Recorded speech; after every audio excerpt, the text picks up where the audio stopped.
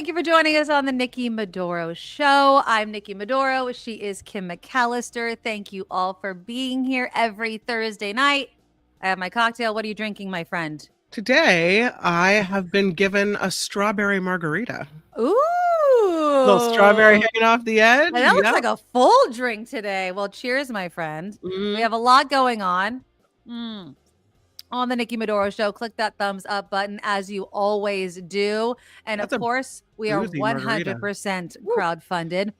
Talking about cocktails and news. Oh, is it quite boozy today? It's very boozy. Yeah. I love you. I love your husband. Thank you for making it boozy. Mm. Support the show, NikkiMaduroShow.com. Patreon links are in the show notes as well. We take PayPal, super stickers. You guys know the drill, but we love all the support that we give. I also want to give a shout out, of course, to our longtime listener and supporter, Teacher Lori. Also in the show notes, you will see a link to her GoFundMe. Teacher Lori's cat Charlie needs our help. And so in the show notes, you will find a link to her GoFundMe because Charlie is sick. And so she needs the help. And Lori, our heart goes out to you. Really, we just want to support her as much as we can. Yep. And so hopefully Charlie gets the vet care that he needs. So we love you, Lori.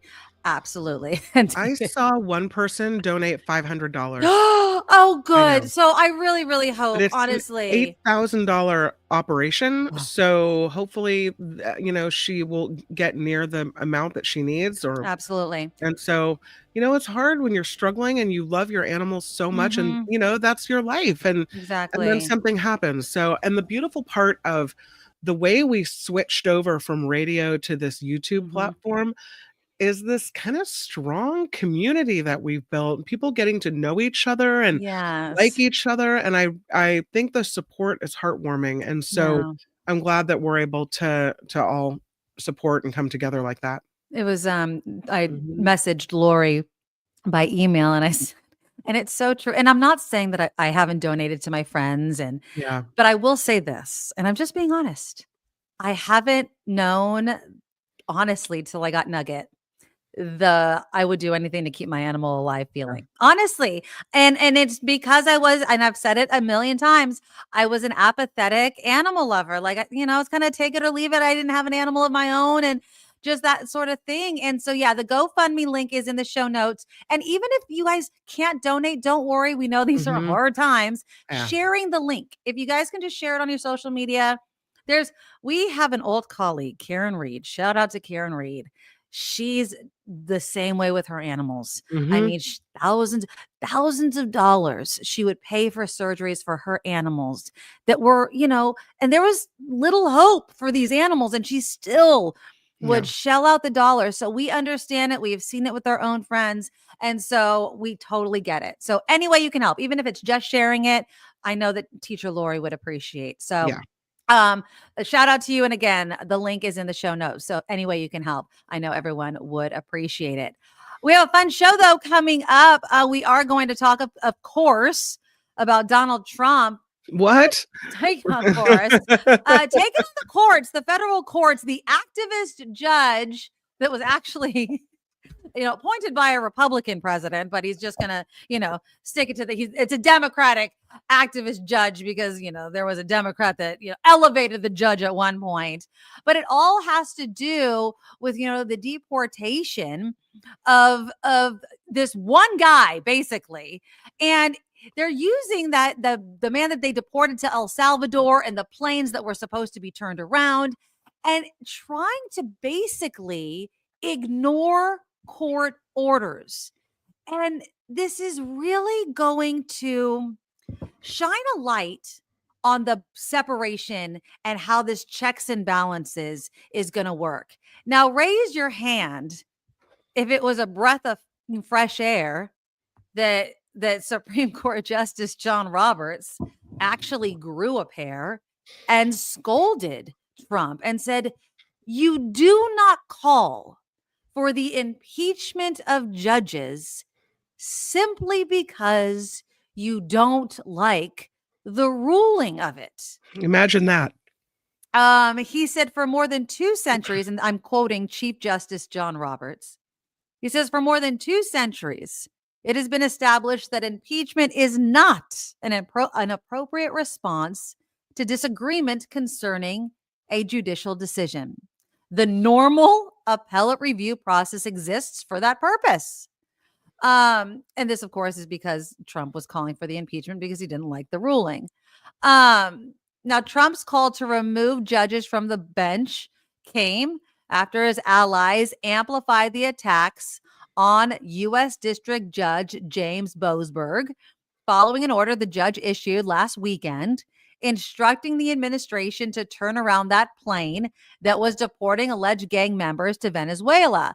And the timing of those planes and whether or not the administration was listening at the time. And of course, the administration is supposed to be giving up information on when they got the orders. We all know what happened. They got the order. The planes were in the air. They could have turned them around. They could have, and they didn't listen. They didn't listen, and they're not going to listen. What do you think is going to happen next? Because I don't know what we do from here. If the executive branch is not going to listen to the courts, this is the test, Kim. This is the test. I think we are seeing an attempt at de-escalation. When you see Chief Justice Roberts come out and say, this is how the system works, this is how we have to do it, you need to respect the rule of law. And then on top of that, you have former Chief Justice Stephen Breyer speaking out in support of Roberts, of Justice Roberts, saying that what Roberts is doing is giving a lesson to the American people because a lot of people don't understand how our court system works. And so it's important what he has to say. And then you have the judge in the case whose impeachment they're calling for, saying, you know what, I'll give you an extra couple of days to give me the times of the plane that the plane left. And I'll give you an extra couple of days to, so we can get all our ducks in a row. So I think it's this de-escalation because you're right. If Trump and company choose to defy an order from a justice, Supreme Court or otherwise, he's already been given immunity, right? As far as anything he does in the presidential act, yes, he's immune for. Does that mean he's immune from following court orders? Does that mean he's immune from acting on the, basically observing our system of government, overriding Congress when it comes to financial decisions? All of these ways that he's just kind of taking the Constitution, wadding it up and throwing it in the trash. If he does it in the exercise of his presidential duties, is he still immune for it? From it? So I don't know. I think we'll see. We'll see how this all plays out. Now, of course, they are saying that they don't have to provide that information regarding the times of the planes and all that because they're trying to say it's state secrets. Even though they said at first they were going to provide that information. And they're saying that one of the men that they deported was an alleged gang member, even though apparently he has no gang affiliations. He was a soccer coach. They said that a tattoo that had to do with Real Madrid was a gang sign, even though it was just a soccer ball with a rosary. I don't know. They're going to use any excuse necessary to. Now, I'm also going to say this.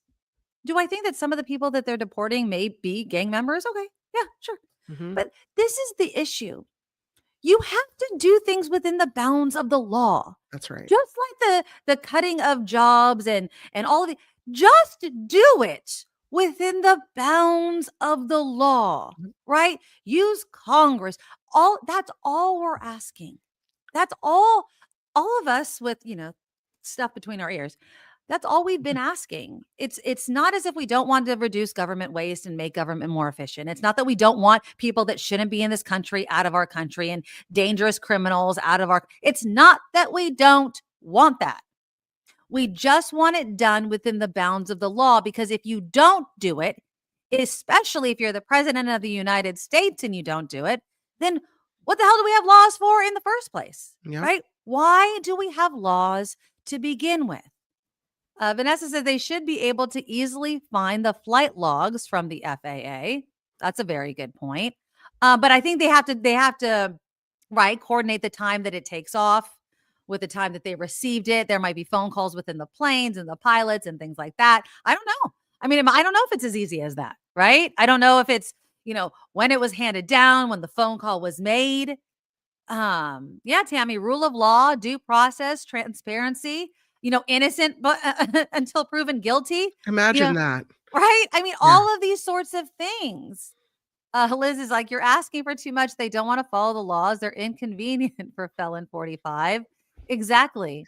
I saw Steve Bannon say, well, they are following the law. It's just that the judge overstepped his bounds because when it's a military action and because they're using the whatever Alien Sedition Act or Right. whatever it is from, the 1800s is a wartime law. And because they're pulling that out of their back pocket, they say everything they're doing is militarily related. And so a judge has no say in anything military related. And so then everything he says is being disregarded because it's not applicable. Right. Right. Well, also weighing in on this, my computer's freezing. Retired Supreme Court Justice Stephen Breyer was also Right. weighing in on this, Mhm. and he was saying this. He was saying that the legal system doesn't work if you start impeaching judges. And that's what Donald Trump wants. He doesn't want the legal system to work. We talked about this weeks ago. He just wants to slow everything down so that And he could do the things that he wants to do before the courts catch up with him anyway. I I mean, think he injects chaos. right. Exactly. I mean, that's his plan, is just to do all of this BS so that you're just exhausted by it all. And it just makes me so upset. So of course everybody knows that my dad's a Trumper, right? And so I've had family in town over the past several days. And so we've been having a lot of family out of state family dinners because, Mhm. they've been in town. And I tried my hardest. You would have been proud. I try, Kim. I try. I am and already proud. I can tell you I that. was actually proud of myself because it was only one conversation, right? And I started calm, and it wasn't about this. It was about Deep the breaths. firings, right? Mhm. And I'm talking to him, I'm like, and I was talking just like this. I was trying to regulate my voice. I was like, Dad, I'm like, why can't we just get answers? Why can't he just, I'm talking about Elon Musk, Mhm. why can't we just do it, above the board, testify before Congress?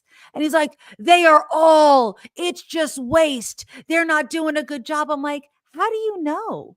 I mean, they're not answering to any of this. You don't just I'm like, do you actually think they know what every single person within every single department has done? And then my husband chimes in. He's like, they're hiring all those people back. I mean, how efficient Right. is that? If that's And not a red flag that you screwed exactly. up, that now you have to hire all these people back because you messed up, then I don't And know I was what like is. trying, and he's just, we're going back and forth. And I'm like, and then of course, I mean, the Mhm. economy. And I said again, I was like, if the shoe was on the other foot, and this was Biden or Obama doing this, and he even has said it out loud. He's like, oh no, I wouldn't allow it in a minute. I mean, he said it.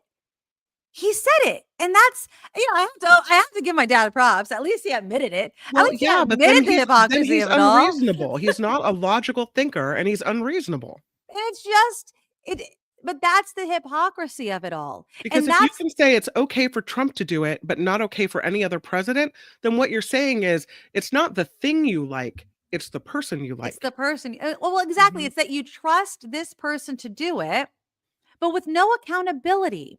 And that's what I was trying to make the point to him. And that's where it kind of went off the rails. I was like, you don't want accountability. I'm like, you don't want him to answer the questions because you're afraid of the answers.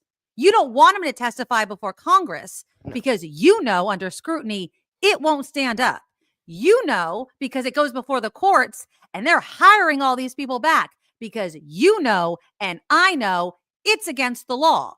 That's why all these people are getting hired back. I'm sorry that you live in a country where that's against the law, but you do. And I mean, if you want to live with a dictator president or under a dictatorship, fucking move out of this country. That's not where we live. So I don't. You did it. See, this is where at that moment the conversation and then at that turned point, sour. I got Nikki up, started dropping F-bombs, and the whole family was wide-eyed. No, and then I stood up. This is exactly how it happened. And then I'm filling up my cocktail. I'm putting ice under it, and my mom's like, "You got to stop." And then I walked out, and my son was like doing one of his homework things in the other room, and I sat down next to my son, and he was like, "What?" And I was like. And he's like, "Did you get into another political conversation with Grandpa?" And I was like, "Yes." And I'm taking a break, and he just shakes his head. He's like, "I don't know why you do that, Mom." I go, well, "I don't know either." And because of his answer, see, I would have said, if the conversation was interesting, if he could back up what he was saying with facts or logic or something, and you just really truly disagreed on substance, that's one thing. Then there's something to talk about. But he really has no leg to stand on. And that's what's so frustrating. And so the point is moot. So why bother? No, really? And I wasn't drunk, Cheryl. I literally wasn't. I just stood up to make myself a drink to get myself out of that conversation. Nikki, were you drunk? No, I wasn't. But again, it was just, it's so frustrating to have conversations in which you're trying to get somebody to see that it's not okay. And then when they know that, that's the thing. And I know that Trump supporters know this. Fundamentally, they know that it's not against law because courts keep saying it. Like they keep telling Trump and everybody else, this is not legal. And we live under this system. Mm-hmm. So if the system in which this country lives is telling the president of the United States that the laws in which we have set up and agreed by our Constitution to live under, it's not legal, then it's done. And if even the Supreme Court justice is telling the president to shut the hell up, I mean, I don't know what more you guys need. And again, there's an appeals process, but the thing they want to do is, you saw Musk stand up there with a chainsaw, right? They want it done now. Yeah. They want to chainsaw this tree down and inject as much chaos as they can, because they want it done now. They don't want to wait. They don't want to go through the process. But what they don't understand is this process is what makes America different from any other country in the world. Right. This process is America. Right. So when you take a poop on it, you're taking a poop on our country. Exactly. Can we flip it over to the Democrats though right now? Because the Democrats are losing a lot of people as well. Yeah. I want to ask a straight up question. How many of you are ready to leave the Democratic Party? Anybody ready to leave and become, I don't know, an independent? Chuck Schumer is not winning very many people after he obviously changed his vote, decided to support the CR. And how did you feel about that? Let's just start off with that. Chuck Schumer kept saying, no, not going to vote for it. And then he decided, nope, I think that shutting down the government is the worst thing, is worse than, obviously helping Trump and Republicans pass this budget bill. And so I'm going as the Senate Democrats to support this bill.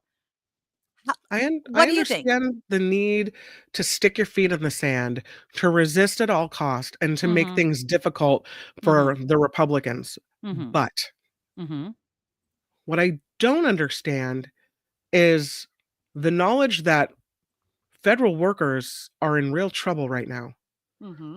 They're being fired. Those that aren't fired are worried they're going to be fired. They're being put on leave. Departments are being cut. All of these things are happening that we're so worried about. And yet we'll say, go ahead, shut down the government. That's even worse for federal workers. Okay. Really, it truly is. Because you're talking about them not getting paychecks. These people who are already worried about losing their jobs. I don't know. I just feel like, and then that if there was a government shutdown, who would be blamed? The Democrats. Okay. And I think, and plus, Trump and company don't want to spend money. They would love nothing more than Then to to have a shut down. shutdown and save all that cash. So it plays into their hands in a variety of ways. And And I'm torn on it too. Yeah. yeah. So there you go. I don't hate Schumer for this at all. I understand what he's thinking. Okay, so here's my take, and I'm taking a lot of this from Alexandria Ocasio-Cortez, even though she's not obviously she's a congresswoman, not in the Senate, but she made an excellent point, and it was echoed by a lot of other people.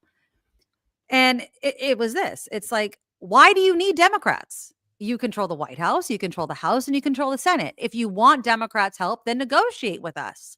You didn't at all. So then get your own people to vote for it, right? You needed Democrats to help pass your bill. So negotiate, come to the table with us. Now, I agree with, but at the same time, I agree with you, Kim.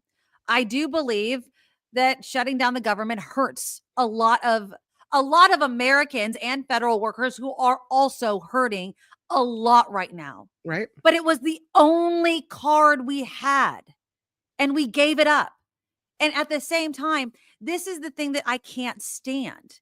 It makes us and I'm using the Democratic us, right? It makes us hypocrites.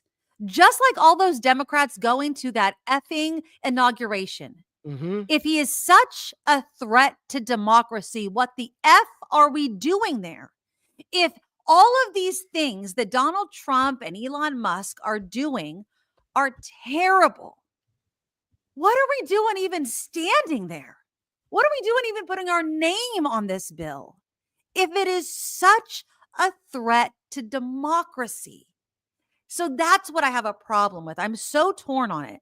You're putting your name beside this thing that at the same time you're saying is destroying the democracy we're supposed to be, so like saying that is at risk. So how can both things be true? You see what I'm saying? I completely do. Vicky says Schumer was wrong. I'm wrong about this, that Schumer was wrong. I've invited her to come on the show, and I put the link in the chat. If you disagree, pop in, talk to us. You don't have to appear on video. We can take your voice only. Yeah. But yeah, I just feel like, there's arguments to be made on both sides. Well, part of me wants to throw red flags on every play and resist, and grab the walls and the door jams on the way out as we're screaming and being carried down this horrible path. It doesn't always make sense. And so I don't know. I'm not on the Schumer hate wagon. I don't like Schumer. I think that Schumer is not the leader of the Democratic Party anymore. Or at least I don't think that he's the future of the Democratic Party. It's like this, and this is another great example, okay, of holding on to a system that no longer works, and yet people hold on to it so tight as if it does. Healthcare.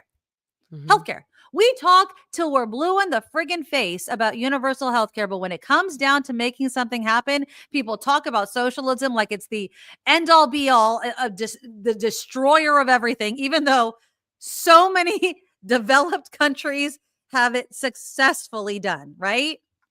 I have people on my social media complaining about healthcare. We just have our healthcare system is literally, in my opinion, one of the worst in the world, right? Yep. We pay so much just for the opportunity to pay more, right? It's like embarrassing. It doesn't even give us anything. It's embarrassing that we can't handle it. That we can't get this right. And yet when we want universal healthcare, people are like, absolutely not, because what we have works. And that's how I feel about the Democratic Party. We are holding on to people like Schumer because he's working for us. This is not working for us. We got Donald Trump twice, and we had a fucking insurrection in between. I don't understand how that works. Right. All right, Nikki. Vicky, bring it. Hi, you guys. Hi. Hi. How are you? Oh my gosh. We're going to drink while you tell me how I'm wrong. Yes, please explain, Vicky. And hi to everyone in the chat. Hi, you Hi. guys. Let's see. Well, it's like we had one chance to stand up to Trump. All that they're doing is kind of complaining that the Democrats don't have any power, but we had that one thing we could do to stand up to him. But Schumer was like, oh well, he'll if we shut down the government, he and Musk will go crazy on um you know their destruction mode. And it's like capitulating to a bully. You never do that, because Trump and Musk are not slowing down. They're not, that would not slow them down, and it hasn't. And then the killer is that as soon as Schumer capitulated, Trump sent him a great big effusive email about how wonderful Schumer was to do that. Yeah. Now, isn't that a giant red flag? And he knew he was being trolled by Trump. He even said, he's like, I know Trump's trolling me with that good job or whatever message to him, because he knew. And that was just another, Vicky, it was just another example of being weak. Trump's like, yep, look, the one thing they could have done, they didn't even do that. Exactly. That's how I see it too, Nikki. Yeah. The one shot we had. What about making it worse for the people who are already struggling in the federal government? Well, has it made it worse, Kim? I mean, if there was a shutdown, it might have. I mean, I have a brother-in-law who works for the federal government, and that would mean no paycheck for him, and he's gone through it before the last shutdown. Yeah, I hear you, but you know what? It's not. They're not slowing down, so that is going to happen anyway. Mm-hmm. And Schumer just appeased a bully. Like, what did he not learn in the schoolyard? You don't appease a bully, because Trump is just going to keep going. Yep, you're not wrong on that. If we'd had a government shutdown, it wouldn't have. I don't think it would have changed anything, but that's just my opinion. Yeah. Vicky, thank you. I appreciate you calling in, checking in. Awesome. Love to hear your voice, Vicky. That's awesome. Well, thank you so much. Thank you, guys. I love the show. Oh, thank you, Vicky. We love you too. All right. Well, have a great evening. What a pleasure to hear from her. So awesome. Yes, I love it, you guys. Anybody else want to chime in? You guys always can. Did you put the chat thing in there? I'll do it again. There you go. Anybody else want to do it? Again, you don't have to show your face either. But I agree with Vicky. It is like kind of giving into the bully. But I see what you're saying about federal workers. But federal workers are being screwed by Donald Trump and Elon Musk anyway. It's like another arrow to the heart. It's like, what else can we do to them? Right. Exactly. And some of them are being hired back because of the court rulings. Right. So I just don't know. I don't know. I just feel like it was the only thing that we had and we didn't do anything. So screw Schumer. Ren says, in an interview I saw, Schumer said that if president ignores SCOTUS, then we're in trouble. He doesn't recognize that we're already in hot water. Yeah. So I feel like, and then some people, there was that MSNBC host, Simone Sanders, who was live on air saying she's quitting the Democratic Party because she's pissed at Chuck Schumer. Now, am I going to become an independent and not the independent party? Because somebody earlier said that's a conservative. No, but like no party preference or something like that. I don't know if I would necessarily say I'm not a Democrat in that sense of the word, because I don't believe in the three-party system. And I've explained this many times. I just don't think that it works in America. I believe there's just not enough people that will join a third party in time in our election system to not be a spoiler, if that makes sense. Yeah. So I just believe that the two parties will just absorb the issue that the third party has in time to take the votes. Okay. So I just truly believe there's two parties and then there's the spoiler. That's right. But I do believe the Democratic Party in and of itself needs to be remade and it needs new leadership. Yes. That's what it needs. On this, we agree. So like the Republican Party had the Tea Party, right? They got pretty much taken over by the Tea Party. And then they evolved very quickly. And they did a lot of, a lot of different things and a lot of different people and a lot of different leaders, and they ended up with Donald Trump and MAGA. So I don't know. I don't know what the Democratic Party is going to do between now and the midterms, but they better do something, and they better do something fast. I mean, I was ecstatic when I heard that Pete Buttigieg is not going for governor. Obviously he has eyes on 2028. I'd vote for him tomorrow. I would vote for him tomorrow. Is not going for senator is Ron DeSantis. Says he's not going to run for Senate. His wife might, but Trump has already endorsed someone else in that race. So what's DeSantis going to do? Is he going to run against Trump? And now, I don't know if you heard about this, but Bannon is saying they're exploring ways for Trump to have a third term. Oh, if any of the conversation about term limits ever existed, I'm sorry, Donald Trump's already having very visible cognitive decline. I'm sorry. Like, within the next 4 years, can you only imagine the nonsense that is going to come out of that mouth? He already has his gobbledygook in there. It's already, they're going to start they don't want Donald Trump to have another, he just wants to talk about it. Okay, Grandpa, come down. No, I'm not worried. I'm not worried about that. I'm a the little Republican worried. Party should be worried about him having another 4 years. They've managed to do things that I never questioned before. Questioning our system of government, not heeding the Constitution. Right. All of these things, saying with one hand, we love America, while the other hand, stabbing America in the heart. Yeah. These are things I didn't see coming. I really didn't. Maybe call me naive. Right. I see them now, but I didn't really think they would go to these lengths.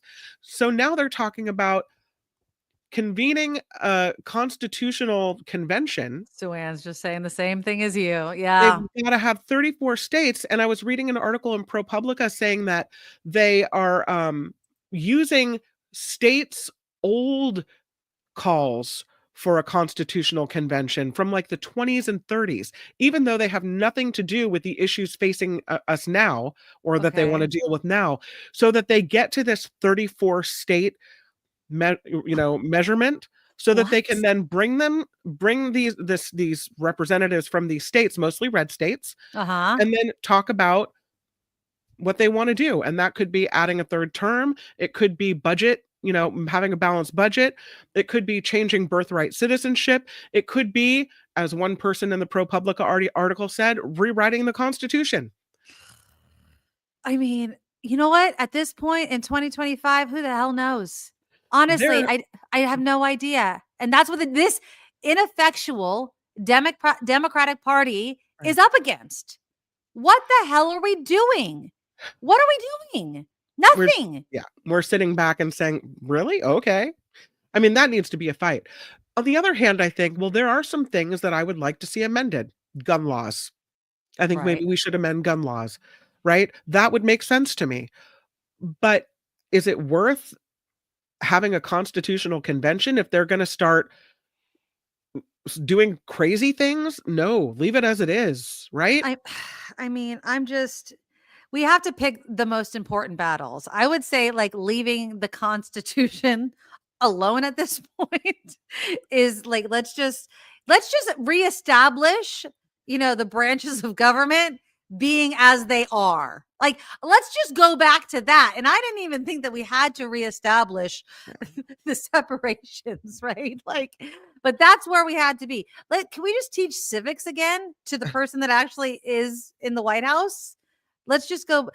And I've mentioned this so many times that the kids that come into my health office, why do I need to go teach history? Learn civics. Why do you think he wants to get rid? I mean, and I know the Department of Education doesn't handle this. Why do you think he hates educated people? Oh, you're muted. Yeah. Even Bannon said low information voters that they're trying to influence. Yeah. Yes, he loves the uneducated. There's a reason for that. So I don't know. I'm just, Weekend and Birdies. Donald Trump, again, he's 80. He's going to be 80 at the end of this term, right? That's something around there. So I don't know. We really just have to figure out what our most important platform is. The Democratic Party needs new, young leadership. And I'm not trying to be ageist, and again, if Chuck Schumer, look, Bernie Sanders is killing it out there. So I'm not being ageist over here, but speak to the people. You're muted. Speak to the friggin' people. Yes. You have to speak to the people. And Chuck Schumer is not speaking the people's language right now. And sure as hell is not speaking a language that is going up to the message of Donald Trump and Elon Musk. He's just not. I'm sorry. Yeah, Josh says it's been interesting to see Trump slowly turn into a cartoon over the years. It's still Donald Trump. I still can't believe it. I still can't believe. And there was somebody doing a meme about this, or like a short video on TikTok or something. They're like, "Can you still believe we're talking about Donald Trump?" No. Like no. Old, for us that are old enough, and which is all of us, like probably to remember, we're talking about Donald Trump. Last time I was worried about the view of how our country was perceived in the world. I was worried about that he had access to nuclear weapons and his warmongering talk, and I was worried about all these things. Oh, geez. I thought that was the height of like, oh my God, he's scary. Yeah. And now look, it's a million times worse. It's frightening. Talking about pulling out of NATO, being buddies with Russia, changing the way the good guys roll. I just, killing the Constitution, all of these things, like this is so much worse. Can you imagine another 8 years of that? No. And this is and I want to also talk about the world that it's also created. Okay. Because people that are saying, it's hyperbole or Trump derangement syndrome. Okay. I just want you guys to really think, and I'm talking to Trump supporters or people that are on the fence, because I know people listen to this that aren't live, right? Because I read your comments. Okay. And this is also the age of DEI, and I'm going to say the words diversity, equity, and inclusion when those words weren't bad words. But when did the words everyone is welcome, important, accepted, respected, encouraged, valued, and equal, when did those words become offensive? Sorry, Nikki, that's too DEI for people now. When did the phrase everyone is welcome here become political? When did having that in a classroom become political? Well, Nikki, that's because the Black people, the brown people, the gay people, and the women aren't really welcome at all. So if you guys, I'm sure you guys know, and my friend lives like really, one of my best friends lives near this town, like literally right next to it. This is school in Meridian, Idaho. Not shocking. An Idaho teacher in a standoff with her district after the officials ordered her to remove a sign that says everyone is welcome here. Sarah Inema is a sixth grade history teacher at Lewis and Clark Middle School and says she will not comply with the order, arguing that the message is a fundamental part to ensuring a positive learning environment for her students. She's taught at the school for 5 years, says her commitment to inclusivity is not about politics. It's just about her passion for education and students.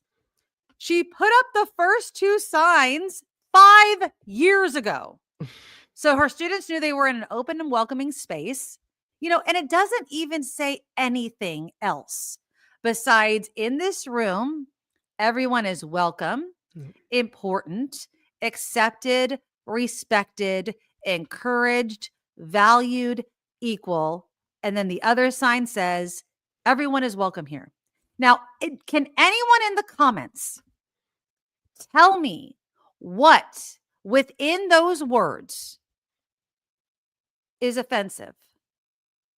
And I'm going to ask you this because she debated this, like literally went to meetings where they literally could not come to a consensus that it wasn't okay. Like, I wish I was a fly on the wall of that meeting, because all the articles I've read, they never gave the other side, right? Like, because they're not commenting. But what did the other side sound like? Please give me what the other side sounds like. You're not welcome? Is everyone not welcome here? What do you want the sign to say? What do you want it to say? Buckle down and study. That's what you want And they're saying, "Oh well, it's not teaching. It's such BS. It's such BS." And this is what the Trump administration has brought, because you cannot say it's not. It wasn't Obama. It wasn't George W. It wasn't. George W. didn't bring it. It wasn't Biden. So who brought this? Let me hear it, people.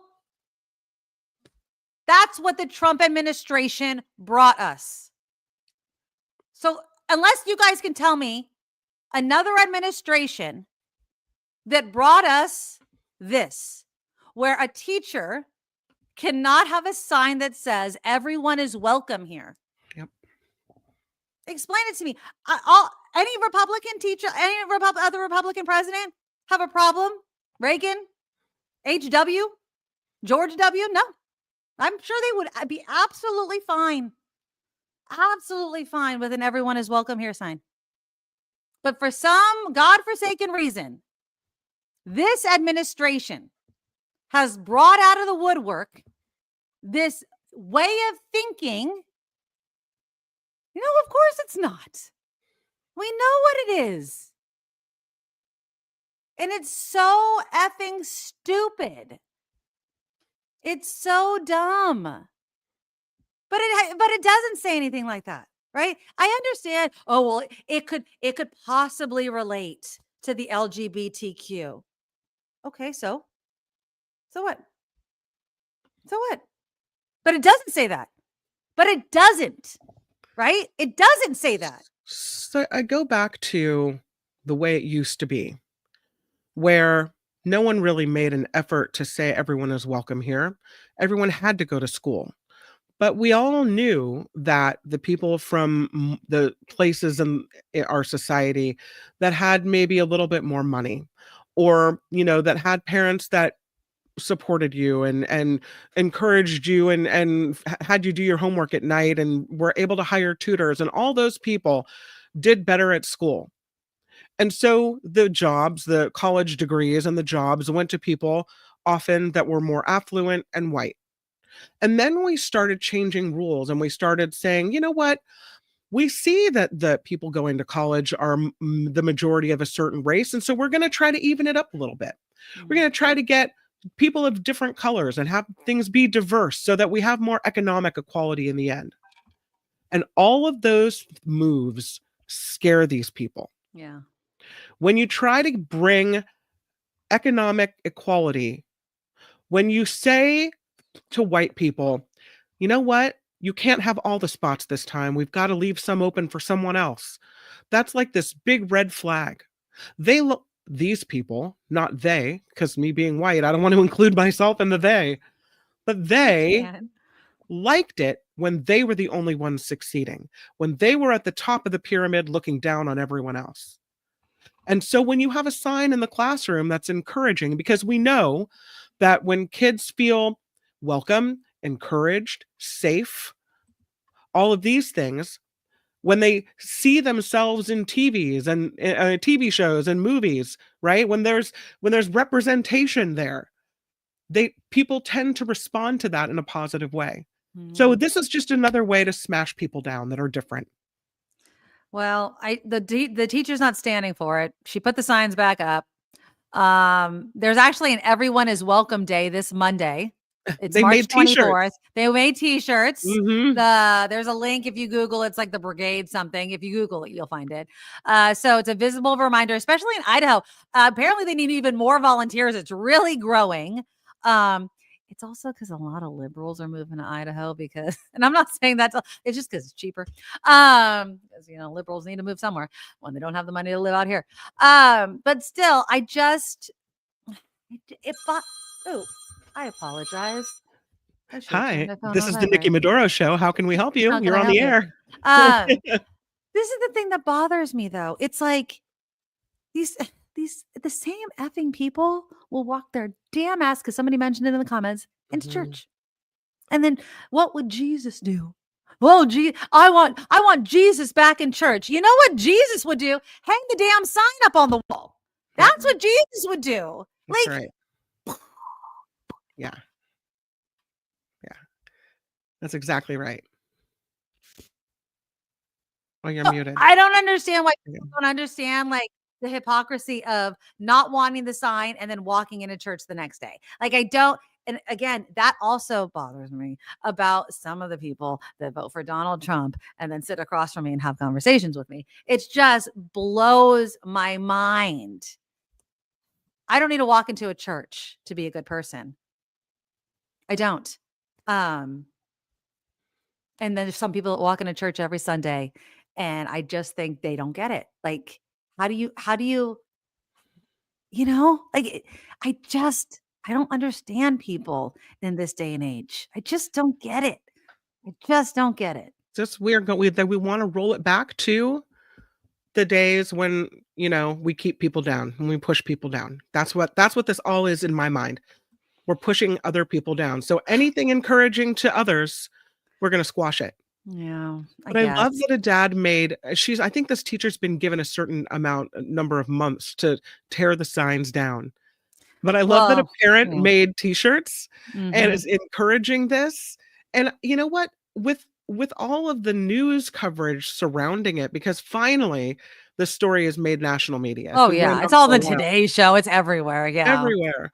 But when you talk about it, then I hope that people that are different or of different race than the majority of the classroom in Idaho or whatever it may be, that are diverse, I hope they hear it. I hope they feel that support. And I hope they see this for what it is. But you know what's going to happen? This is what's probably going to happen. And I hate to say it. The story will die down. Jesus would be on a plane in El Salvador. Yeah, they would have deported his butt. This is and I hate to be a Debbie Downer. You know what's going to happen? They've given her a few months. The story's going to die down. And then she'll be let go for bringing negative news onto the school, which probably is in some part of her union contract. You know what I mean? So come to California. We need really good teachers. Yeah. Bye-bye, Idaho. Exactly. This is why you don't move to a red state. Except you can't. Anyone that lives in a red state. Except you can't afford to live in California. Except you can't afford to friggin' live here. And exactly. It's so expensive to live here. And again, if you want to help this lady out though, look up the brigade and buy one of these t-shirts because I think that it's, going to help her. But this brings me to my next topic, by the way, and not to, turn the page on Donald Trump and all the nonsense. But living in California doesn't necessarily save us from all of this nonsense either. Now, we've talked about the Department of Education cuts, Donald Trump signing things even today to eliminate the Department of Education, even though we are more of a giver than a taker. We're not going to be immune. Who knows what's going to happen, right? But there is a cost to living here. And did you see this today? Now, I really want your guys' take on this because we know as Californians and watchers of this show and just people of the earth, the climate change is real, right? Like we know that climate change is real. We're not arguing this, okay? We're not arguing this. This is fact. Climate change is real, okay? But I'm going to put a big ass but on this, okay? Have we gone too far? Okay? And don't hate me on this, okay? This is my question. Is enough when it comes to how much we should pay for gas in California versus, saving the environment? So today, Democrats, we gotta love them, killed a bill, Senate Bill 2, that would repeal Governor Newsom's 65-cent gas price hike. This is on top of what we already freaking pay. Okay. SB 2 would have repealed the new basically 65-cent tax passed by CARB on November 8th of 2024. The regulations could raise gas prices 65 cents per gallon in the near term, 85 cents per gallon by 2030, and $1.50 by 2035. How do we feel about this? How do we feel about this? Are we paying enough for gas in California to do our part to save the environment? So Trump, I mean, wow, that was a Freudian slip. Freudian slip. Newsom Oh. has this not new, but a year or so old task force. And there's task forces gathered to look at why the gas prices in California are so much higher than they are everywhere else, and to find out if we're He being knows gouged. why, I guess. Right. And to then put rules in place to stop the gouging. I don't know if a 65-cent gas tax has anything to do with that. But I have noticed something in my travels, because I had to drive to Sacramento for a band competition last weekend, then all the way back to San Francisco for an orchestra thing, and then back to Petaluma. So I've been rolling around. Okay. And I was at this weird little gas station in a neighborhood in Sacramento, and the gas was like $4.89. Okay. And then I was at Chevron in San Francisco on Lombard, and the gas was $4.89. Usually it would have been way cheaper in Sacramento, and anywhere in San Francisco shot through the roof. So I don't know if it has anything to do with this task force, but it seems like while still high, at least there's some type of equalization where you're not getting screwed depending on where you get the gas. I don't know. That's what it seems like to me. But I can tell you this. If Newsom is so concerned about the environment and making us pay our fair share so that we can mitigate the damage done by greenhouse gases that we're driving around shooting into the air, then why is he taking away protections for electric vehicles, for having solar panels on your roof?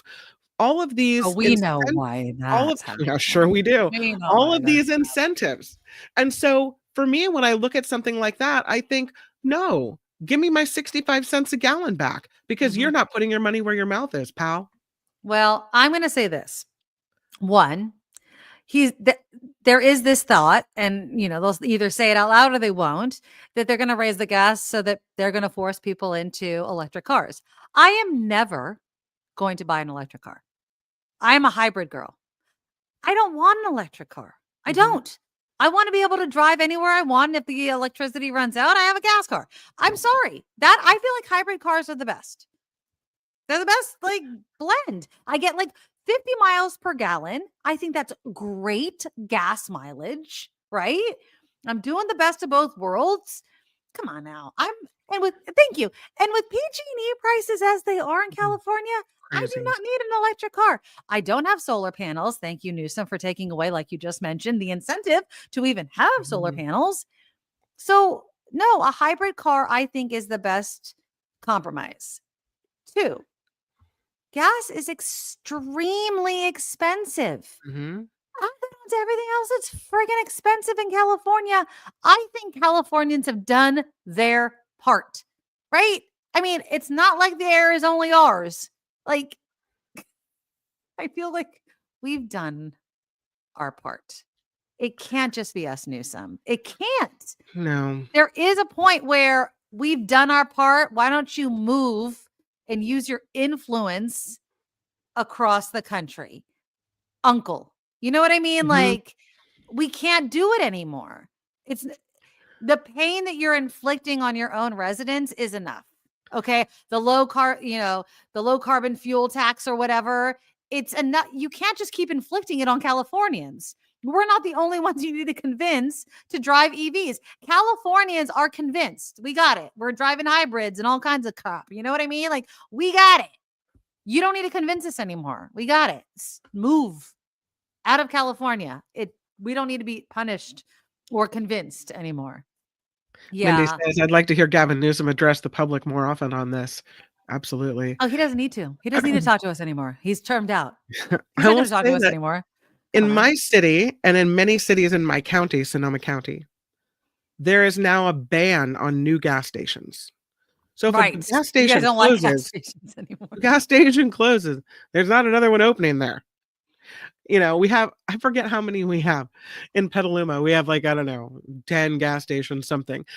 And there's no more. That's it.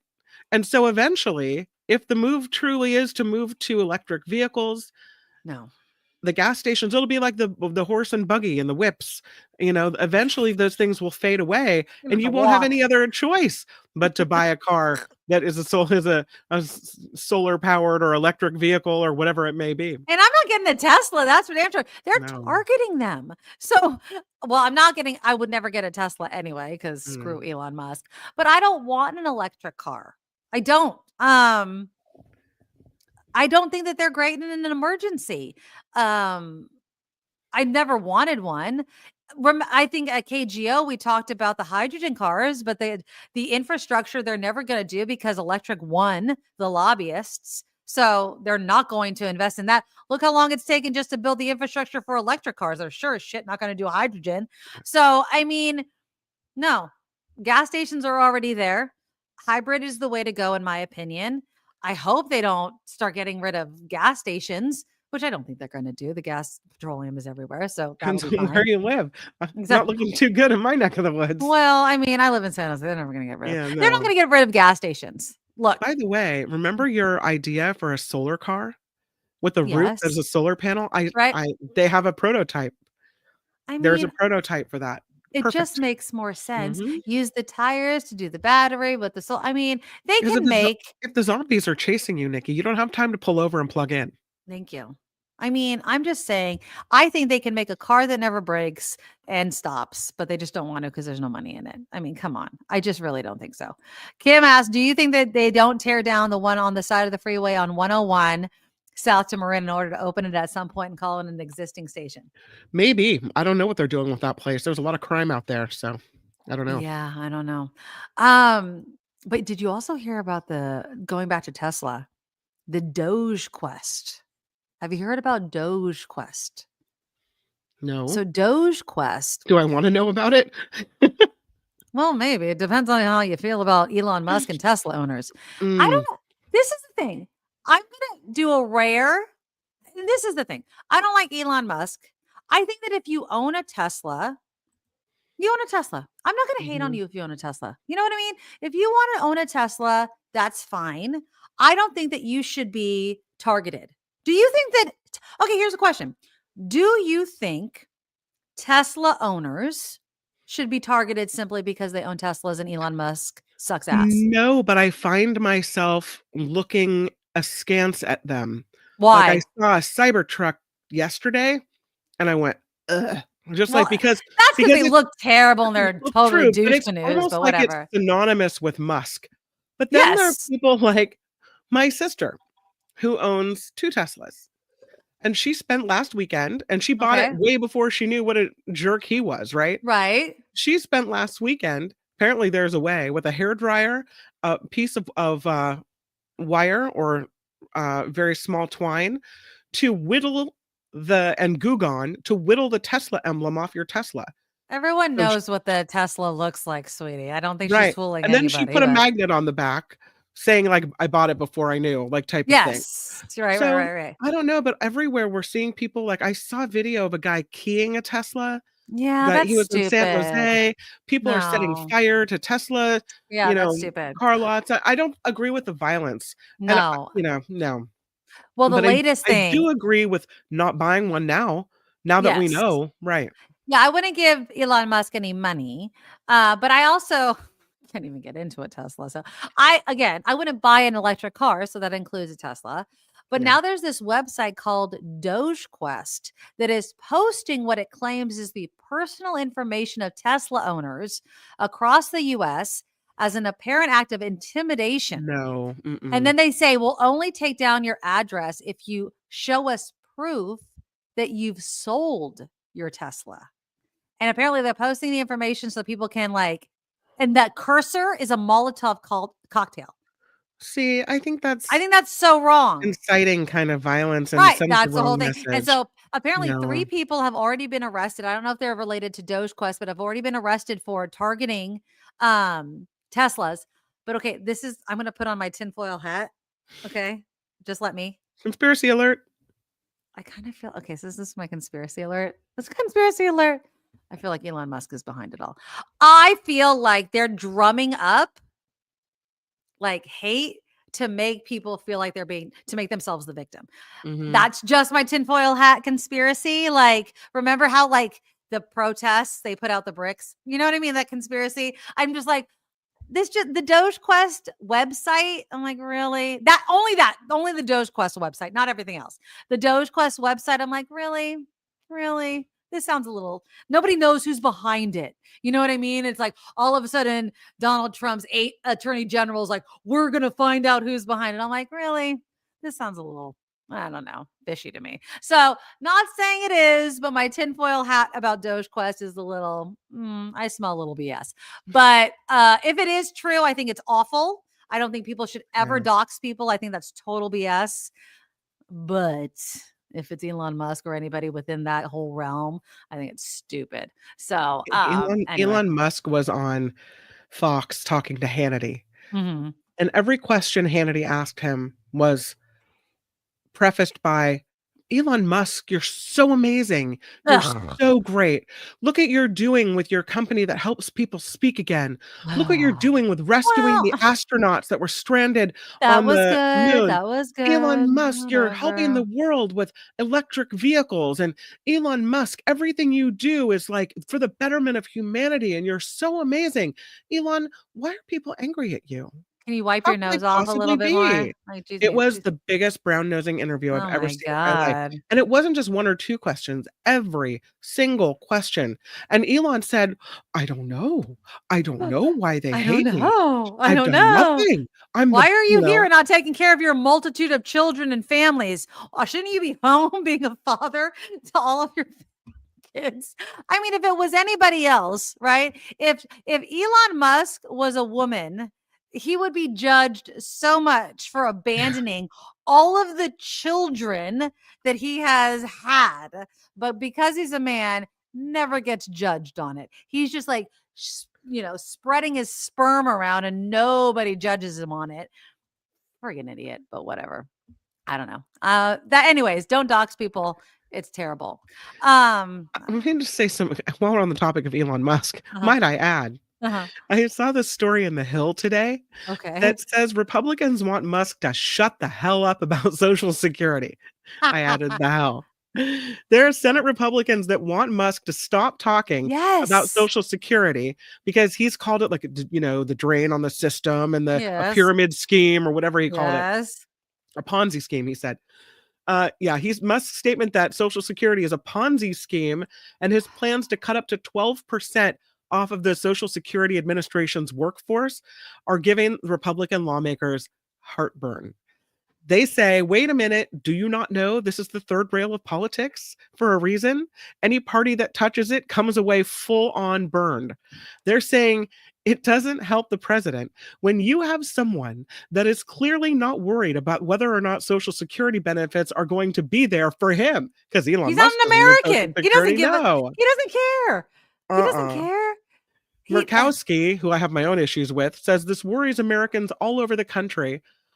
This is why Social Security has been kind of viewed as untouchable from a political perspective, and why the president has made it clear we're not touching Social Security.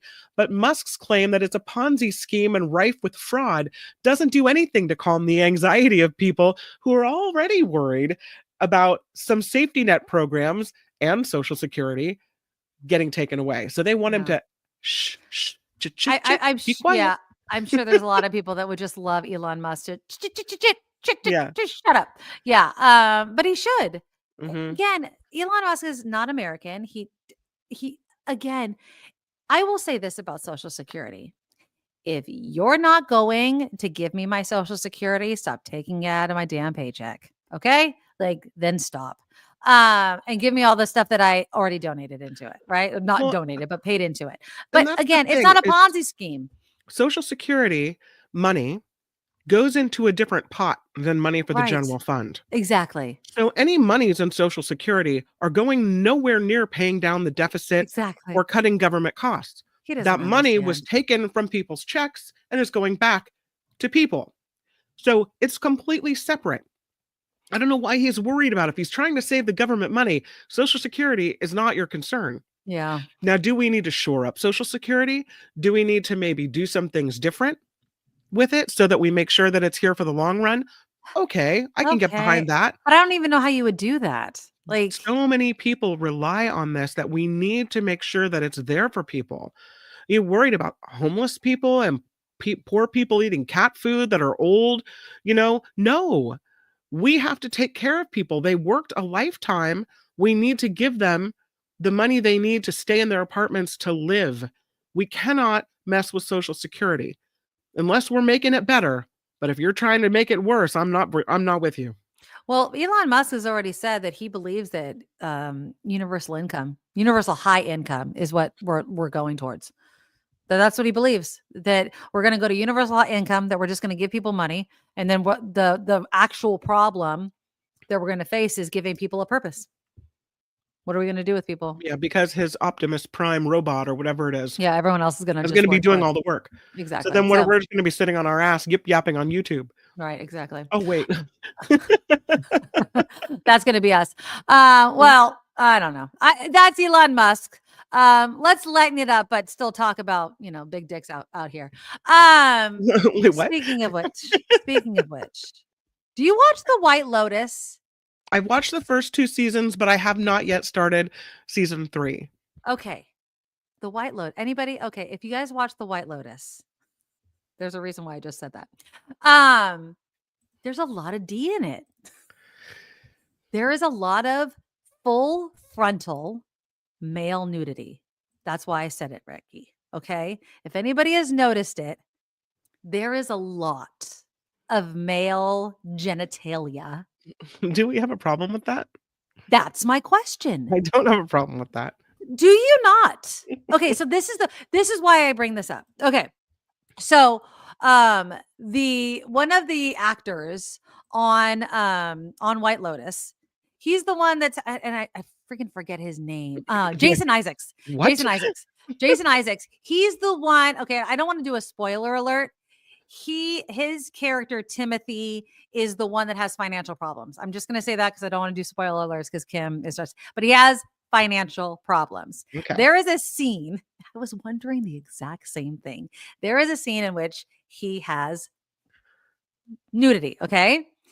And I am telling you, the first thing that went in my mind, I was like, God damn. I was like, and so during an interview, somebody asked, did you use a prosthesis? Mm-hmm. Like, was that you or was that a fake thing?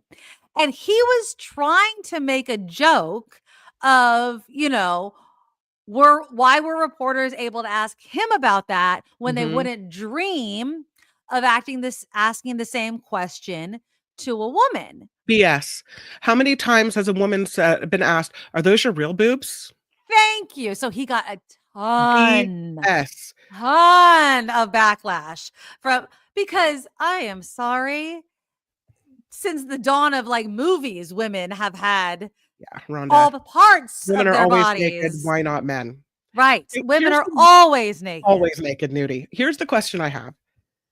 And it's we're getting into the nitty-gritty here. Yeah. Is seeing a penis like seeing the inner workings of a vagina, so that if you vulva, spread it open, right?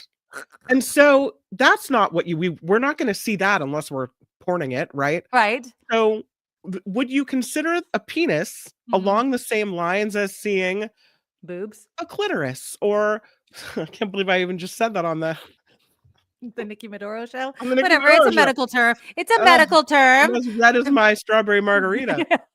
Would you classify it in the same category? Therefore, you wouldn't show on a show, maybe you would show the person standing naked, but you wouldn't show the inner workings. Would you then say the penis is in a similar category, so you wouldn't show the inner workings of that? Or you wouldn't show it because of that?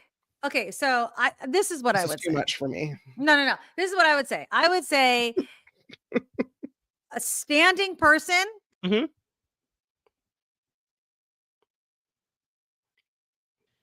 So the standing person, if I was standing in front of you, yes, and a standing man next to me, right, So whatever it is. So if we're in the 1970s and I got it all covered up, that's what we got. And if it's like the if it's the 2020s and it's bare, like whatever, you know what I mean? So you get depending on the generation. So wow. and men have it out. You know what I mean? Like you don't need to be all spread eagle. You don't need to add to the exposure. Does that make sense? Yeah. That's what I'm saying. Yvonne says John Hamm talked John about the Hamm clock. apparently is well endowed. Oh. Naturally well endowed. Mm-hmm. Very. That's what I have heard. That John Hamm is naturally well endowed. But I will say this about Jason Isaacs. The actual answer is he did use a prosthesis. Oh, okay. Which I thought was very honest of the gentleman. I was like, okay. I am seeing a lot more men's butts in series lately. Screw butts. I'm proud that they're showing their penises. I like it. I like that they're just shaking it. Honestly, I will say this. I am very happy equal opportunity exposure. I not saying that I need to. I don't like gratuitous nudity. I don't think unless it adds to the situation.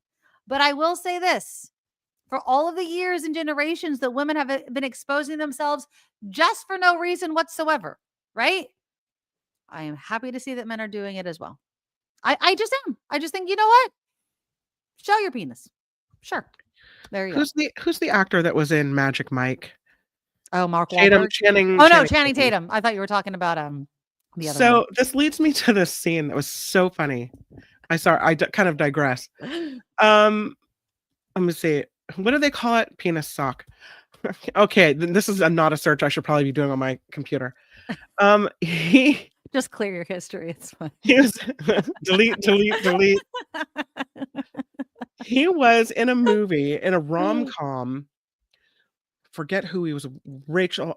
There it is. Rachel McAdams, and he were in this rom-com, and it's this movie about how she loses her memory, and he has to make her fall in love with him all over again. Oh, yeah. I read that book. I know exactly what you're talking about. And they live together, and so at one point, like she forgets, and he forgets that he shouldn't be walking around naked. So he walks into the bathroom, and she's shocked, has a shocked look on her face, as like she's shocked to see him naked because she doesn't know who this man is. The Vow. It's called The Vow. The Vow. Thank you. Yes.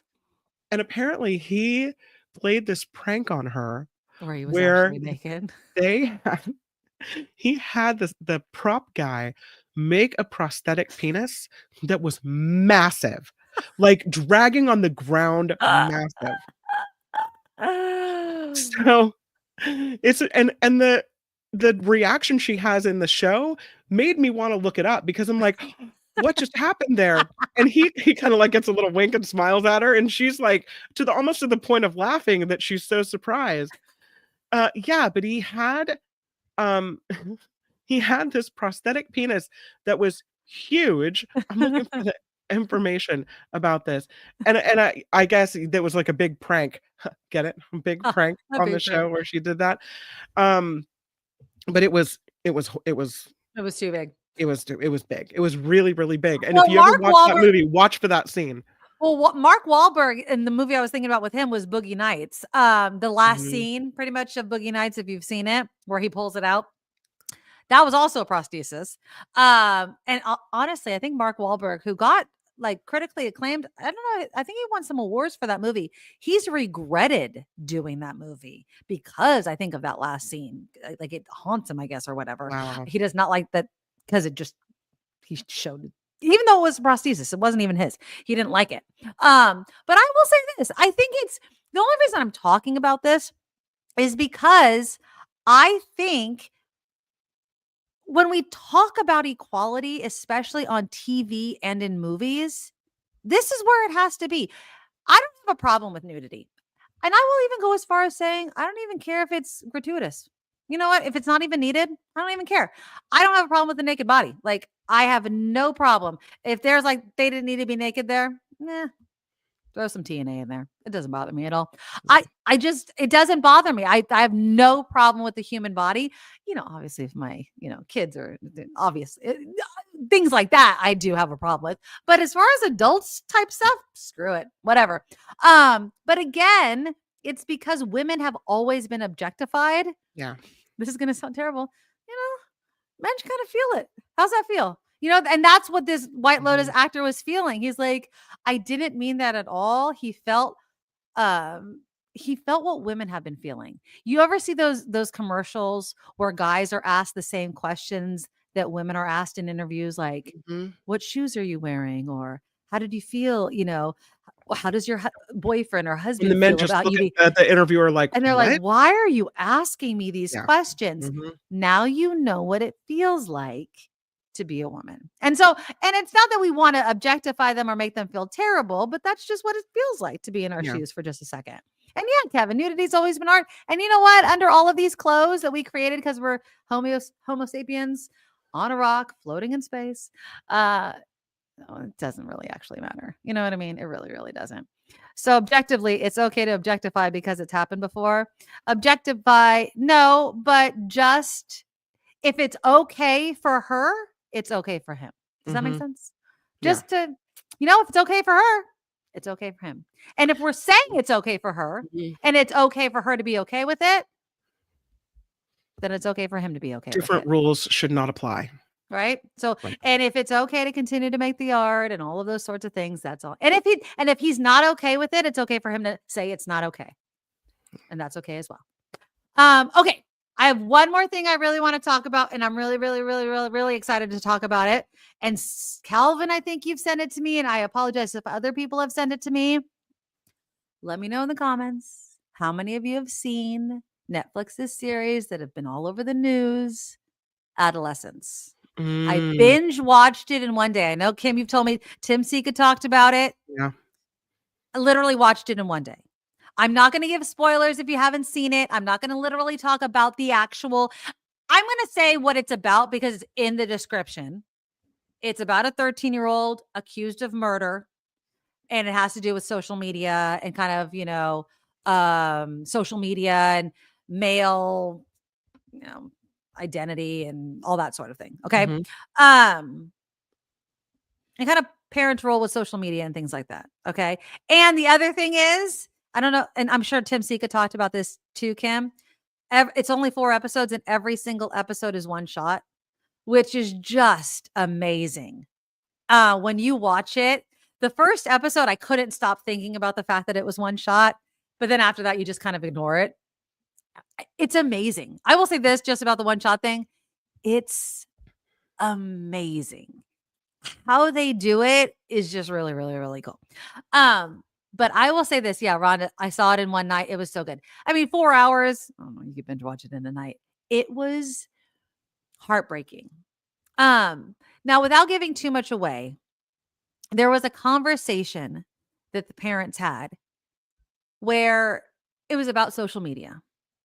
And they were talking about this idea of kids being on their phones and how you think kids are safe, right? And how kids use these different ways of communicating that parents may not even know of. So the BBC did this. First, they did this article about the show, and they said it shines a light on a growing problem. And I even think that this article, even though it came out, is so antiquated because we've known how detrimental social media is. But I'm going to test you, especially because you haven't watched the show. Okay. Okay. If you took your child's phone, okay, don't give it away to anybody that's seen it. Okay. And you saw an emoji and it just showed like a red pill, what would you think that meant? Drugs. You would apparently be wrong. I mean, it might mean drugs, but not according to this. Apparently, the red pill means like the Matrix. I see the truth, like the red pill, blue pill thing. Okay. And in relation to this sort of show, and this is kind of what freaks me out, the whole incel thing. Okay. Yeah. This is apparently a really big problem. We've known this with men but apparently it's really growing with young boys. Not okay. Have you heard of this 80-20 thing? No. You don't know what 80 I didn't know what the 80-20. Mm-mm. Anyone know what 80-20 is? I've never heard of 80-20. And this is it broke my heart. 80-20. The 80-20 rule is the belief that 80% of women are only attracted to 20% of men. And so the red pill is the truth about that. Okay. Okay. So if you send that to somebody, it's used in toxic male spaces to mean waking up to that supposed truth about women and society. And if that pill is exploding, it means you've been radicalized as an incel. Kidney beans, if you see a kidney bean, it's a symbol linked to incel culture, sometimes mocking women. Hearts, the different colors of hearts, they all mean something. A purple heart apparently means lust. Red heart, obviously, love. Orange heart means you'll be okay. Yellow heart means, are you interested? If you see a pink heart with sparkles, it means interested but not in sex. So all of these emojis mean something. There's a part in the show where the son of the policeman is trying to get through to his dad, like, you're missing it. Mm-hmm. You're looking at all of this and you're just Wow. totally missing all of the messaging that's in your hand when you have this phone.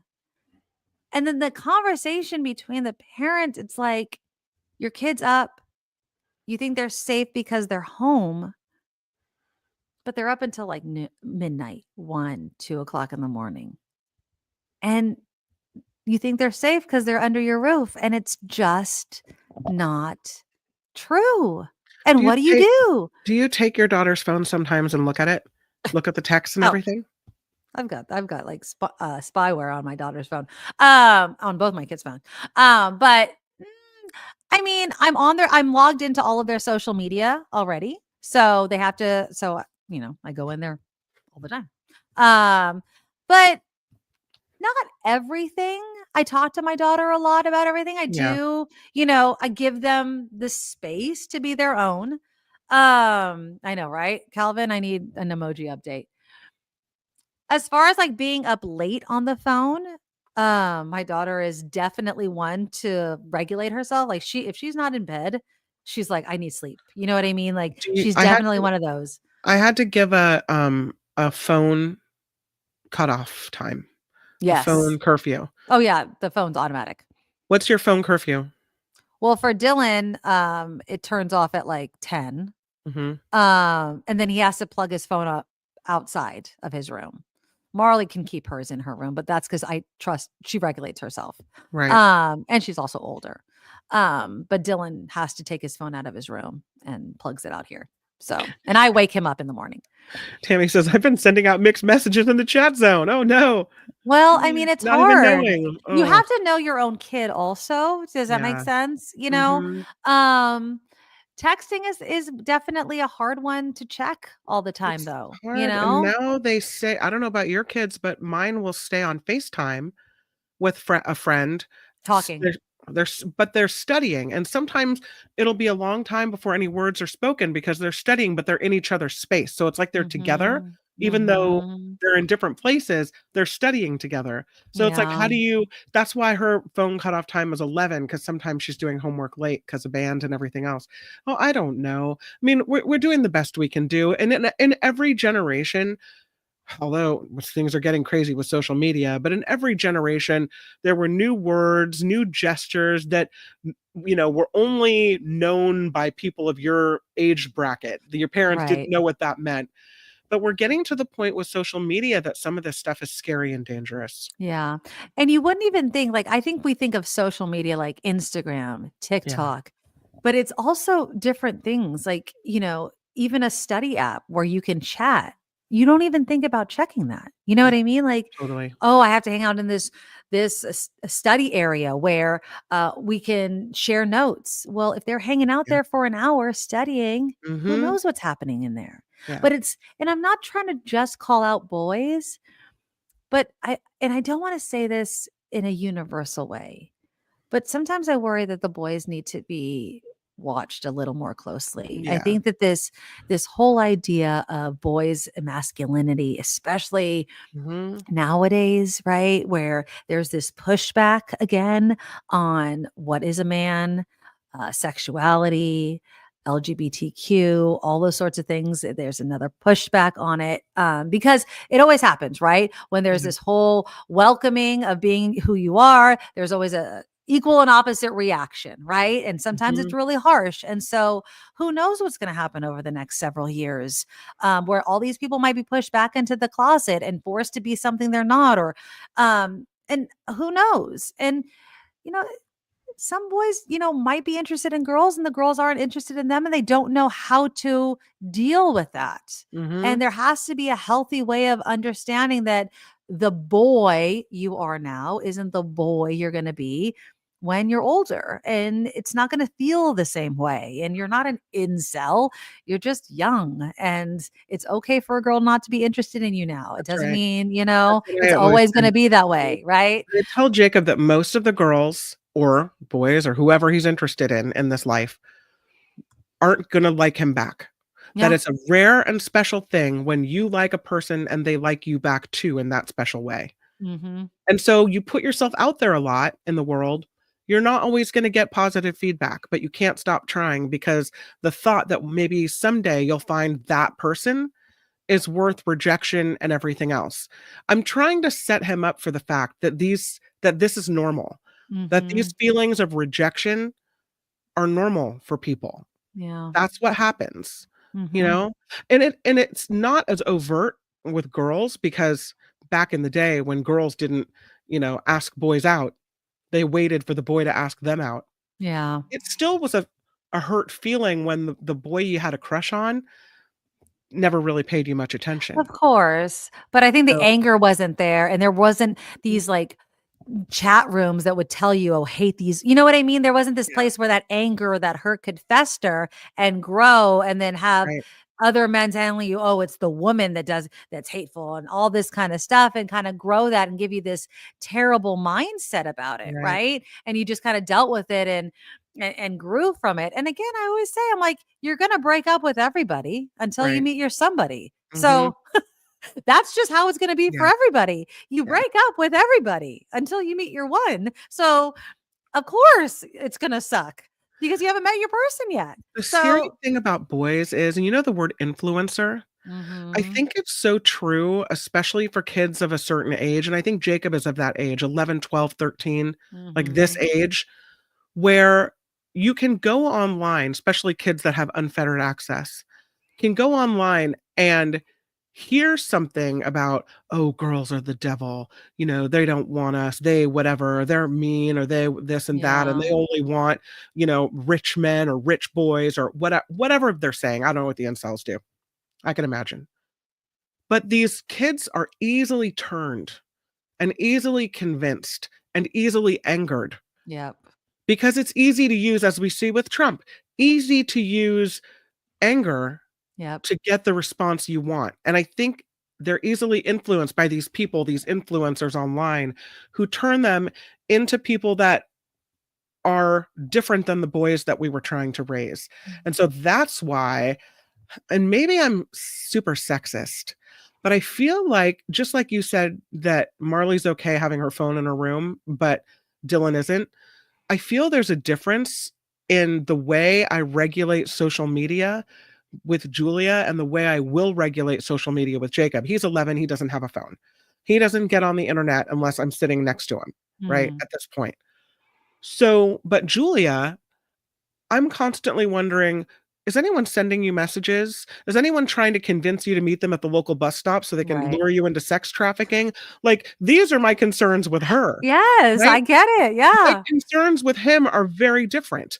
They are who's gonna, what angry stuff would you be looking at? I can see myself not letting him have access to social media sites like I did with Julia right. Well, because I you don't have to think know he'll your be kid. ready. He's Yeah, different. Yeah, yeah, because I could see him being easily influenced. And mm, so you keep them safe from it longer so they can develop a little bit more and you can hopefully keep them, from falling into that rat hole. Yeah. And it's, and especially for, and again, I'm just like you, I don't want to be sexist because I'm sure it Mhm. happens to girls too, but especially with boys and especially when they're going through puberty and they really want girls, right? Mhm. And you don't get the girl that you want. How easy would it be just to blame her instead of just being like, you know, Right. they don't like me and that's just the way the world works. And it sometimes happens. I remember with my brother, and I obviously saw him go through puberty and get denied girls. I remember my Mhm. dad said, "You just move on to the next one." I remember him giving my brother that speech. He's like, Mhm. "There's other fish in the sea." If my brother was going to a dance, I'll never forget it because my dad always talks about it with my brother. He's like, "You go to a dance," and he's like, "You ask a girl to dance, and if she tells you no, just go to the next one." He's like, "That's all you do." And like, it was just like that was his thing. He's like, "If Yeah. It's their loss, right? If they don't say yes, if they don't pick you, they'll figure it out eventually. you Yeah. Just like, don't get upset about it. If Right. there's so many other people out there, you don't need to take it as a personal affront kind of thing. It's like Mhm. there are people for you, and until you find your person, and that's the whole thing. It's like, but there's these websites that'll be like, it's women in general. They're terrible people. And that whole Mhm. 80/20 thing, can you imagine? Can you imagine telling men this 80/20 BS No. and how that must feel for men, especially young men, thinking that that's true. And it's not true, right? No. So I just think that it's awful. And they're just breeding this sickness, right? Mhm.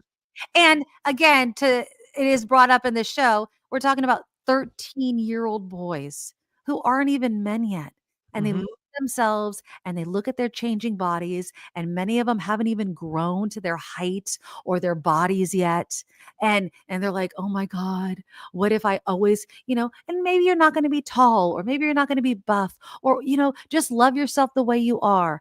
And Right. they're so insecure, and then there's someone feeding them this line of BS, and That's all they it takes. and they All get it takes. angry, and As they a get mom, it's angry. really scary. Yeah, I had this it's experience. awful. Rev P says many young boys follow Tate and Yeah. other toxic male characters. Julia was in middle school and she was texting back and forth with this boy in class, and he started talking about how great Andrew Tate was. And Ugh! somehow I saw this message. It was the things this kid was saying, awful.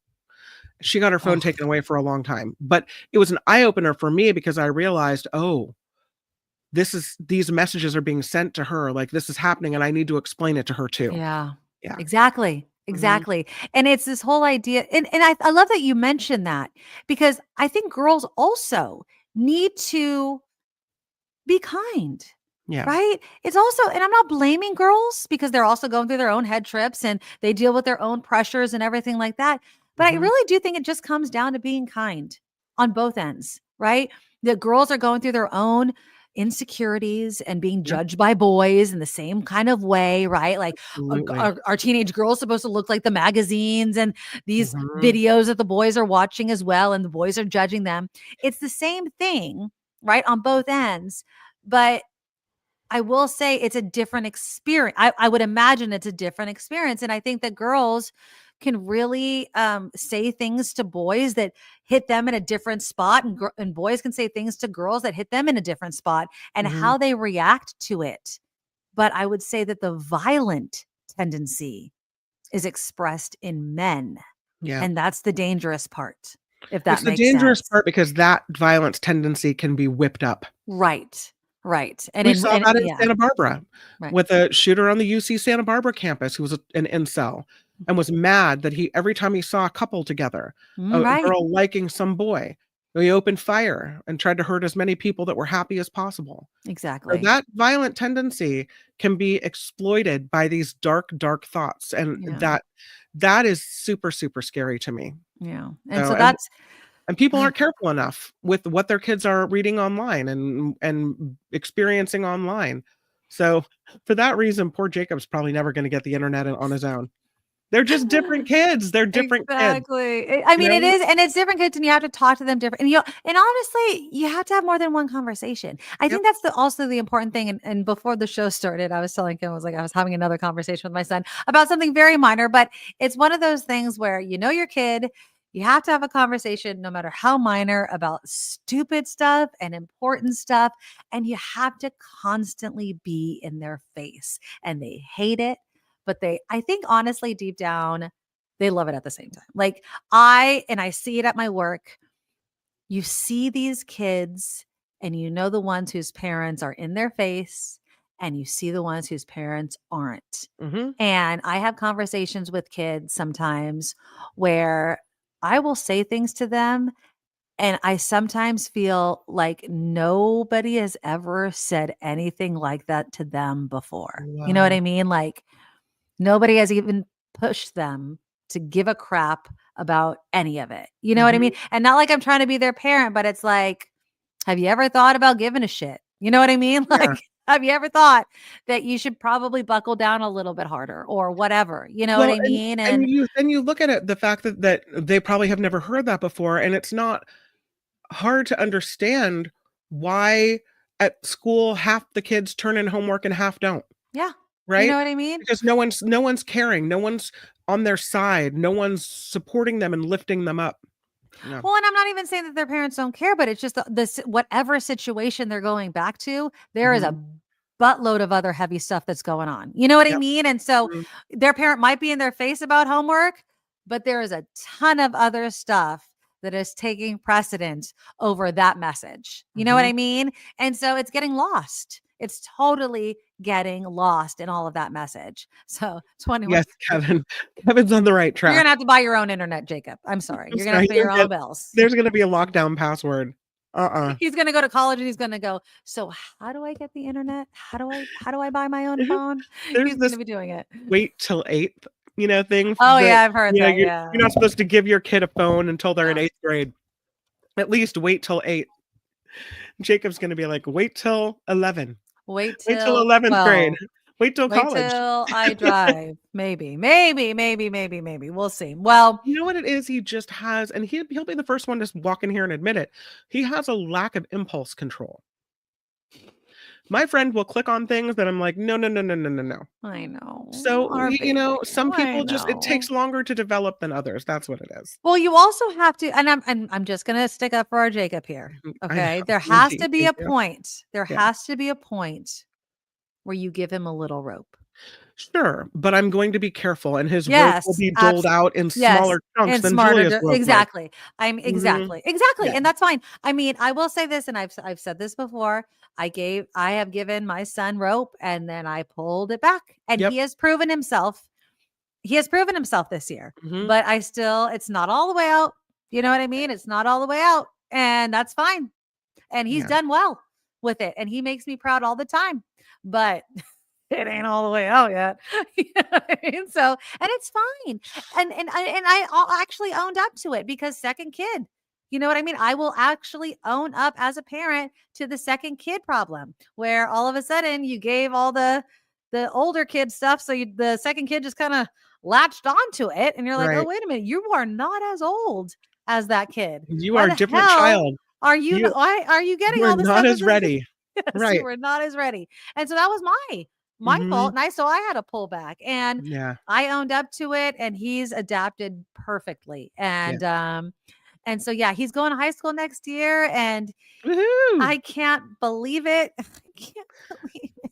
I was thinking about driving too, Nikki. I know high school goes by like that. I was thinking about driving and how Julia will probably be ready when she's 16, and Jacob will probably not be ready to drive for a few more years. You have zero faith, kid. Like no. I adore him. Like, he is the best kid. I have faith in you, Jacob. But I mean, something shiny, bam! Like, that's the kind of car accident we're gonna have. Grow. He's still, how old is Jacob? I'm already talking about how much. See how I'm paying attention to the road. See how if I had turned my head, we would be in an accident. Like, I'm already teach driving when he's 11 because I'm afraid. I'm He has afraid. So 5 everyone grows years. at their own. Let him grow up a little Poor and see Jake. where he's at. Poor Jacob. I have faith in you, Jacob. Let him grow and see where he's at. He has 5 years. I'm like, no Let's driver's see. license for you, pal. I know your mom has no. You're gonna be 18 and I'm gonna be driving your butt around Petaluma. I know Marley's allowed to, she still has to do 2 more behind the wheel things. I think I'm going to get her 3 because it sucks. Like it's been raining so much. Today's the first day of spring. Thank God. I want to get her like at least 3 more. She drove on the freeway for the first time. Thank God it wasn't with me. Oh, James took her. And she's like, it was way easier than driving on the street. I'm like, yeah, everyone's going the same direction. So that's awesome. But she needs, some more. And then I just can't believe it. I'm hoping she still stays a homebody and I don't have to lose too much sleep with her driving around. I swear. But driving in San Jose is crazy. I drive around and I'm like, OMG, she's going to be driving around here. yeah. San Jose is nuts. I'm sorry, but Yeah, it's crazy. Having kids, I'm going to have more gray hair. My stylist is And going to love me. I missed this comment. I was kind of scrolling back Huh. through. I missed this one from Cheryl, who says, my 25-year-old grandson thinks girls are all about feminism and girls don't want you to compliment That them. is not And true. girls that are friendly are the bad type. This is what he learned at San Diego State. No. I mean, this is what I'll say. It matters. And again, I'm not a college girl. So, Yeah. I'm mid 40s. I grew up in the 90s. And so I'm out of it, right? Yeah. Like in my generation, again, I feel like this. And this is honestly what I feel like. I feel like I'm raising a 90s kid. Does that make sense? Yeah. I'm raising a me to like care, stand up for yourself and not like be And a for strong others. woman. Mhm. But if a guy compliments you, take a compliment. Like, what the hell? Right. Like, what are you talking about? Yeah. Like, I'm raising me. Although It bites me in the ass a lot of times, but here's whatever. something no one ever said to me. I think because I was raised to always be nice and try to avoid making waves, right? Like there's a difference between the way you stand up for yourself and the way I was raised to just kind of nod my head and even if I disagree, move on because that's what a nice girl does, right? Right. I've changed. But there's a girl, we'll just call her a girl, who has recently started dating this boy. It's her new boyfriend, right? Okay. And the boy, after 3 weeks, left this girl a snap message that Snap said, sucks. Okay. Uh-huh. I love you. Oh. So she wasn't able to respond, but this girl was very taken aback by this because she Okay. doesn't know how to respond because this is a new relationship and the Right. L word made her very, very uncomfortable. Is that the right word? Uncomfortable? Uncomfortable. The girl Or says not after ready to respond in the not same ready way. for that. After 3 weeks, the person doesn't know this girl well enough to love her. And so how That's when can you they say say thank this? you? What do you say back? And I You. said, and my response was, you say, thank you. Thanks. I'm not ready to say that back. Right. But that my advice was also, and this is the part no one ever told me, that you have to be careful about this person's feelings because they were honest. Mhm. They put themselves out there like that. They put their heart out there, not knowing whether you were going to stomp on it or not. And so you have to handle it very gently. And I Right. can imagine that if that message isn't given, that boys that do have their hearts stomped on can grow bitter and angry as well. Mm, And so we do have a responsibility, I think, to teach girls to just not stand up for themselves, but be careful with yeah. the hearts of the people that, show them affection. I mean, what's the age? What, 15? Okay.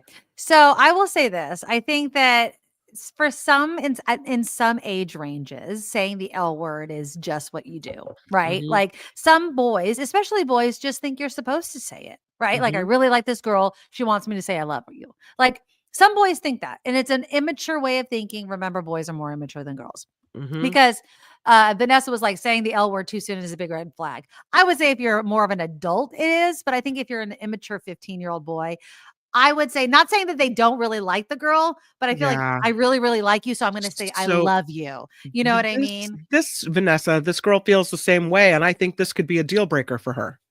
I She think really does like him.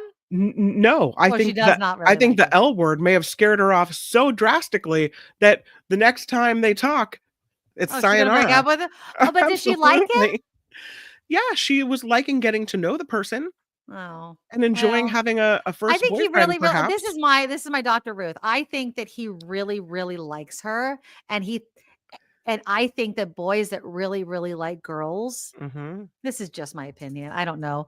I think the boys that really, really like girls say they love them. That's Yeah. just my idea. Just putting on, and I could be completely wrong. I Mm-hmm. just think that he's really smitten and he's like, I love you. I could be wrong. He could be psycho. Maybe he's just like one that's like, oh, I love you. And you should run the other freaking Run the way. other way. But I mean, if he's like, I love you, and he's dropping off, bunnies and flowers, and you're like, okay, there, buddy boy. You know what I mean? I do agree with you. I think she should say, thank you so much. I'm not ready to say it yet, but I really want, I'm loving getting to know you. Mm-hmm. That's a good response. Like, I'm loving Right. getting to know you. Uh-huh. If she wants to, if she's getting Yeah. the ick though, like, beat it, deuces, dude. You know what I mean? Like, Yeah. whatever.